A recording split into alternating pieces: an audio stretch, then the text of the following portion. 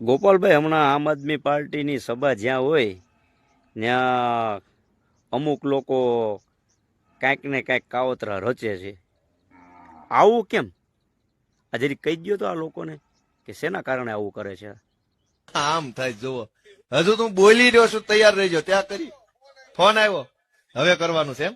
બરાબર, કાઈ નહીં. ના ના, મારતા નહીં ભાઈ, ખૂણામાં લઈ જઈને બે જાવ. આવું તો બધું દરેક સભામાં હાલે છે. બોલો લ્યો, હેલ ગયું, નબળો માણા મોકલ્યો. આવાને હું મોકલવાના હોય? લ્યો બોલો, અને શું થઈ ગયું? અત્યાર સુધી કમ્પ્લેટ બેઠો તો રૂડો રૂપાળો, ઘડીકમાં ક્યાં અવતાર આવ્યો? આમ થાય જુઓ, હજુ તું બોલી રહ્યો છું, તૈયાર રહેજો. ત્યાં કરી ફોન આવ્યો, હવે કરવાનું છે એમ?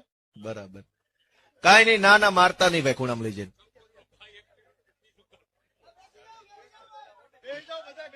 બે જાવ. આવું તો બધું દરેક સભામાં હાલે છે. બોલો લ્યો, ફેલ ગયું, નબળો માણા મોકલ્યો. આવાને હું મોકલવાના હોય?